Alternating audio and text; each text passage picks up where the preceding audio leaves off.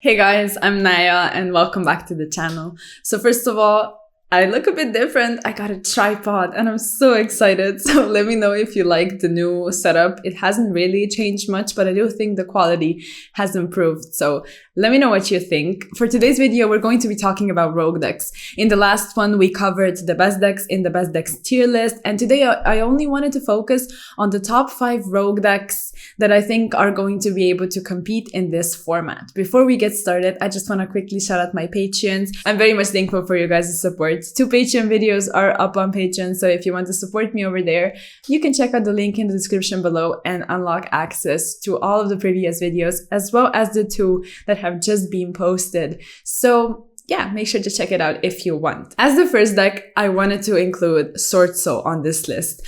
We all know by now that Sword Soul was severely power crept, but the reality is that the boards are quite decent still.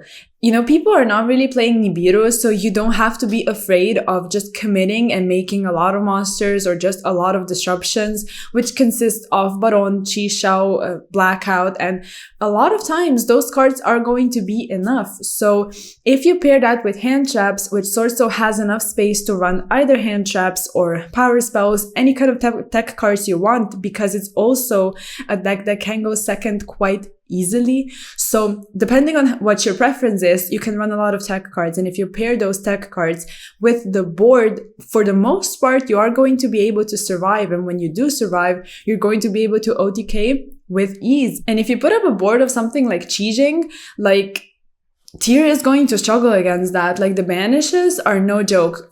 Honestly, like if your opponent being on Sword Soul knows what they are doing and they banish the perfect monster, the perfect spell, you're going to have a hard time. And not to mention the burn, you know, getting burned 1200 every single time, plus the burn from Long Yun, that really puts you down on life points. So they're able to kill you quite easily. So that's something to think about. Like I said, you know, people aren't running Nibiru, so you're ending on decent enough boards. And when you have Chi Shao, when you have the Blackout, it's a negate, it's a pop, you're able to have some kind of hand trap, and it's just that many disruptions that the opponent really needs to open perfectly to be able to play through everything. We do need to mention the downside of Bestios. So as much as they don't hurt some of your Sword Soul stuff, if they banish your Tenies, it's really, really unfortunate. So since your Tenies aren't quick effects, like it's annoying to deal with Bestios, but I still wanted to include this deck because it's like, that's pretty much the only thing that's like hardcore countering you. If, like I said, if you look at the Sword Souls, they're not light or dark. So it's not that bad, but I still wanted to like throw this out there. And then thinking about the Tenies, like you have some extenders in the form of Tenies still. So you have those as well as the Longyan Moye. So as much as it may seem that you don't have that many initial plays, if you open well, I do think you're going to be able to like play through a board or just establish something still. Even though, like we said, Sword Soul did get power crept. But I still think it's a very decent contender, especially if the pilot knows what they are doing. If you've been playing Sword Soul for some time, I do think if you really grind against specific matchups and know what to disrupt where, I think you're going to be able to do well. And moving on to the next deck, I wanted to discuss Madolche. Madolche just really came out of nowhere. At YCS Dortmund, when a couple people managed to make it to top cut, I think all of us were like, oh, Madolche is a thing, right? You know, with the Vernasilv stuff and the Ishizu stuff, naturally a deck like Madolche, which is Earth Fairies when it comes to their starters and their combos, is going to benefit from the inclusion of those engines. What the Vernasilv stuff provides is when you get the reborn of Earth Fairies, it's just so much access to Madolche, and not to mention the duck, I think it's the Misting Seedlings is called, if I'm not mistaken, which searches for an Earth Fairy. So not only are you searching for Ishizu cards, which are insane in this current format, if you're not playing tier, like Naturia Ishizu, Madolche with Ishizu cards, if you're able to run the Ishizu engine by itself, you're going to do well because of the shufflers being able to disrupt the tier effects in the graveyard. So you get access to Ishizu stuff, you get access to your Madolche stuff. So consequentially, people started to cut down on the Madolche engine because it's searchable anyway. And then some builds are also running the Gravekeeper's trap because the effect is not only is it an Abyss Dweller, but it actually searches for an Earth Fairy, just like your entire deck. So again, you have access to more Madolche stuff.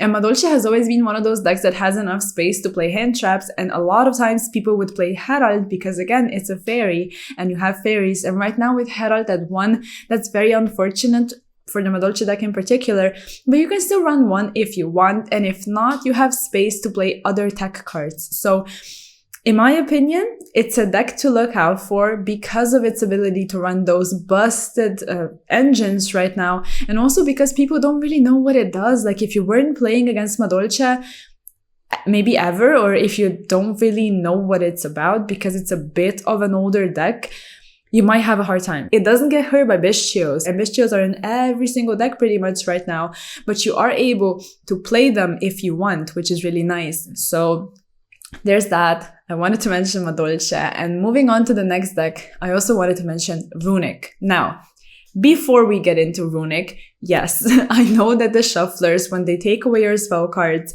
when you go Runic Fountain Effect and they take away your spells to basically prevent you from drawing, that sucks. It's horrible because with a Runic deck and also a Runic mashup of things, when you look at something like Naturia Runic, although that's not what we are talking about right now because I do think that's much better than Rogue, but the point I'm trying to make is when you look at those decks, the field spell really provides the edge and the consistency. When you're drawing into your additional Runic stuff, you're able to just grind out your opponent, or how to put this, like, because you don't have a battle phase, you need to win in card advantage. And when the shufflers are preventing you from drawing, it's horrible. But still, I wanted to include Runic because of its ability to be run pure. If you want to run a very stun-like Runic variant with Defissure, for example, like, you don't get hurt by cards like these, so you're going to be able to run them. And against the top decks, those kinds of cards are honestly insane. So Runic Stun, like, that's pretty much how I call it. Like, it has been the Mystic Mine, Demise of the Land deck for some time now, but with mine gone, you don't have to drop your Runic deck. Like, you can still adjust it and make the perfect build, the perfect anti-meta build, basically, to counter the meta. Now, I don't really want this. I don't want to go up against a Runic stun anti-meta deck. So I'm not encouraging you to play it. But, you know, I'm just kidding. You can play whatever you want. And if you want to counter the meta, by all means, do it. Like, here's a suggestion for you, basically. Then I also wanted to talk about Crystal Beast. I think Crystal Beast is like the perfect example of a rogue deck right now. It's able to run Necro Valley, and Necro Valley is insane at this current point in time. And also because Crystal Beast, like, it just pans out a lot of bodies, and your extra deck is pretty much a toolbox for whatever you want in that situation that you're in. And if you go up against Tirishizu, you make Dweller so easily. And it's not only Dweller, because you spam out so many bodies, you're able to make any kind of extra deck monster pretty much at your disposal. For the most part, it's going to be rank 4 Xyz monsters. So not only are you going for Dweller, you're going for Baguska, for example, and just its ability to conclave the trap card, busted. And its ability to just, you know, make the extra deck monsters that you need, activate Necro Valley and just sit on that, spam out a ton of bodies, play Conclave. It's just, it makes it in a very decent contender, in my opinion. Also, again,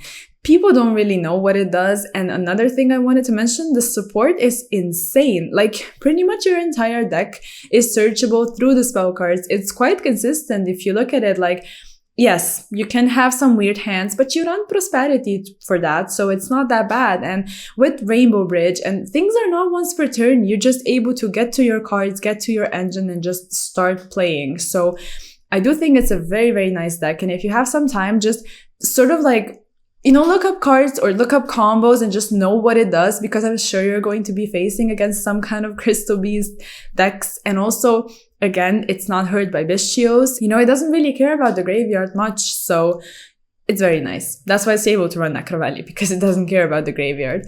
And as for the last deck, which does have a downside connected to the graveyard. It's bird brigade, so bird up.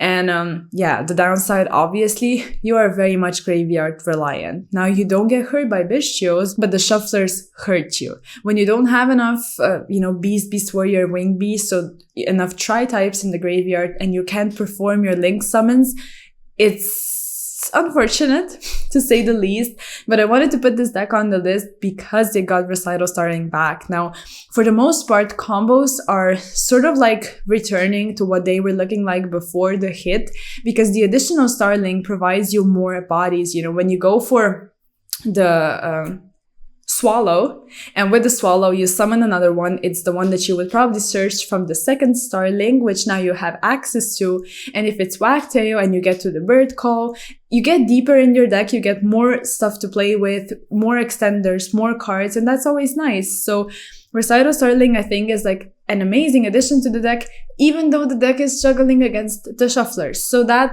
honestly sucks. But if they mill your deck, you actually get some kind of value off of the Nerval kit and just stuff sent to the graveyard. So it's not that bad. And also the boards you make, if you go uninterrupted, which is like ideal, obviously, are very, very nice. Like the Herald, the Synchro Herald of Arclight, is so annoying to deal with because it's preventing Tyr from playing, essentially, so they need to beat over it. And if you make your entire board besides Herald, you're going to prevent them from beating over it. So it's nice. It has some downsides, but the boards it makes are very nice. Like I said, you have Apollousa. If you go for like the perfect combo board, you have Apollousa, you have the Double Dragon Lords, you have Revolt, obviously, you have Herald as well. Like, you have many things, and you can also go for the Utopic Draco Future. Now, that one, it's decent, but you're making Apollousa anyway, so it's like, it does pretty much the same thing. At that point, you might want to use the bodies for something else, but that's like getting into the details, basically. And also, since Tinky is now at 3, you get more consistency, which is always nice in any kind of deck. And just seeing 3 Tinky for this deck is so nice. And also the Scareclaw Lightheart, we have seen this card in the deck, so that's nothing new. But since the deck wasn't really seeing play, I guess right now we can mention it and just say this is another addition. So we had that, now we get 3 Tinky, we get 2 Recital. Like, the deck is getting power back, and I think it's really cool to see. I was a fan of the deck, and I like the fact that it's slowly going to be coming back and seeing some kind of play, although I think so it's only going to be at like the rogue level, because the shufflers D-shifter also hurts you. Like, it's not ideal. It's really not, but I still think it's a very, very decent deck. You're also able to go for Zeus to just easily clear boards, and I don't know. I think it's really, really nice. So I think those would be the decks. In case I missed anything, please let me know, because there's a ton of other decks that are going to be seeing play. Like, an honorable mention could actually go to Grand Majo. I completely forgot to like include that deck on the tier list, but I think it's quite decent. Like, you're able to run D-Fissure, which is going to, your deck is really going to benefit from that. And you have the 2 Pot of Desires, which is neat. And like, there's probably many other decks. I think the Dark World stuff is going to be at least rogue, if not better. It's looking very, very interesting, and it's coming out in a couple of days. So I didn't want to include it because we don't really know what's going to happen to it. But I guess in the honorable mentions category, sure. And I think that's it, pretty much. There might be something else. If there is, don't hesitate to let me know down in the comments, and comment on the setup as well. And of course, if you like this video, please like it, sub to the channel, check out all of the social media, and I'll see you in the next video. Bye.